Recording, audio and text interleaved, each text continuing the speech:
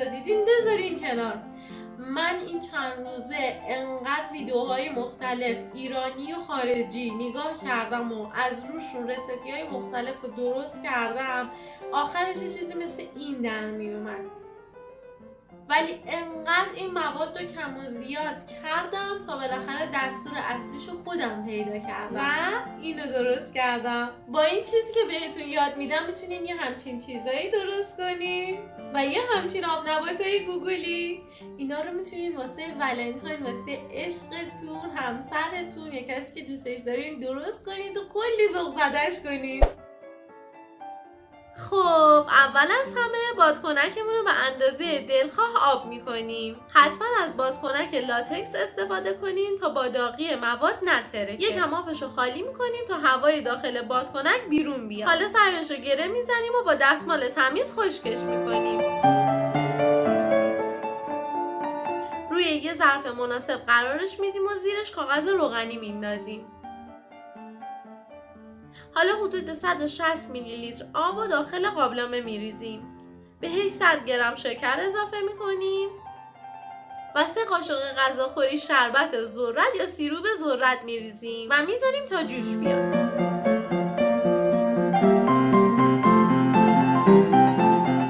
اصلا هم نزنین تا شکر حل بشه. بعد از اینکه شکر حل شد خیلی آرومی دور هم میزنیم تا مطمئن بشیم ته ظرف شکر نمونده باشه. بعد از حدود 5 دقیقه با دماسنج دماشو چک میکنیم. این مواد باید به دمای 134 درجه برسه. این کریستاله های داخل قابلمه رو با فرچه پاک میکنیم. دمای موادمون که به 134 درجه رسید از روی حرارت برش میداریم. این قسمت خیلی مهمه، دقیقا باید تو این دما برداشته بشه. اینم تست داخل آبمون. همینطور که میبینید اینجا با اینکه مواد به غلظت رسیده ولی هنوز آماده نیست. دمای این الان 112 درجه است. ولی وقتی داخل آب میریزیم میره ته لیوان و کاملا شل و چسبناکه. اما وقتی به دمای 134 میرسه همون لحظه که داخل آب میره کاملا خودشو میگیره و مثل آب نبات شکننده و ترد میشه. دقیقا مثل این. خب دمای موادم به 134 درجه رسید، از روی حرارت برش میدارم. حالا به سرعت مواد رو به یه سمت قابلمه بیارید و سریع روی بادکنکتون بریزید. باید خیلی سریع عمل کنین چون مواد خیلی زود خودشو میگیره.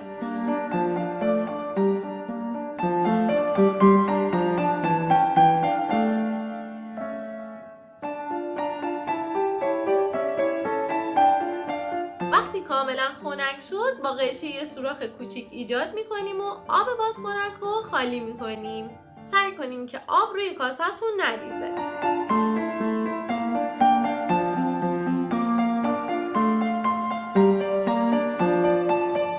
کاسه رو به این سمت روی کاغذ روغنی بذارین. هیچ عنوان اونوری روی کاغذ روغنی نذارین چون بهش میچسبه. حالا میخوام 2 تا کاسه با رنگای متفاوت درست کنم. موادمون رو با همون روش قبلی درست میکنیم. وقتی به دمای 115 درجه رسید بهش 2 قطره رنگ خوراکی اضافه میکنیم و به آرومی یکم هم میزنیم تا رنگ داخل مواد حل بشه. من از رنگ ژله‌ای استفاده کردم. اینم از رنگ قرمزمون. تو دمای 134 درجه روی شعله برش میداریم و سریع میریزیم روی بادکنکمون.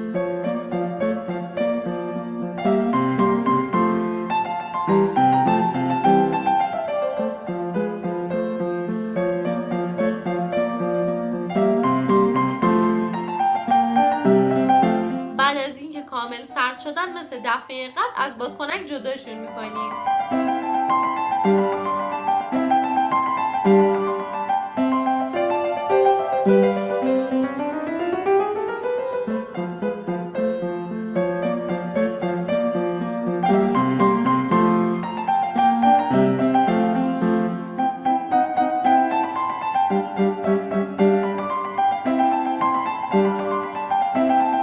برای درست کردن آب نبات دقیقاً عین کاسه ها موادمون رو آماده میکنیم، رنگ دلخواهمون رو اضافه میکنیم و اگه دوست داشتین دقیقه آخر 1 تا 2 قطره اسانس میریزین داخلش رو یه غم کوچولو میزنیم. اینم تو دمای 134 درجه برمیداریم و میریزیم توی قالبامون.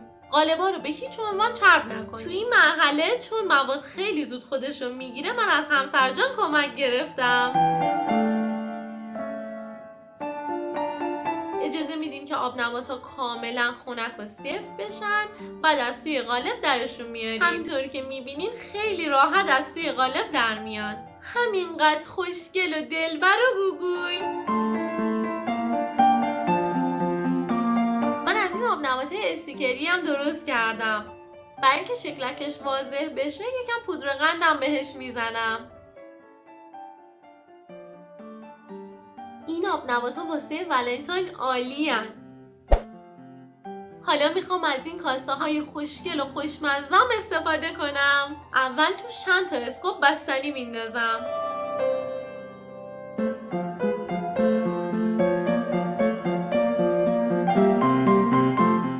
حواستون باشه که این کاسه ها به حرارت و مایعات حساسن. از زمانی که داخلشون چیزی مثلا همین بستنی که من ریختم یا یه مایعات یا میوه حتی بریزید کم کم شروع میکنن به آب شدن.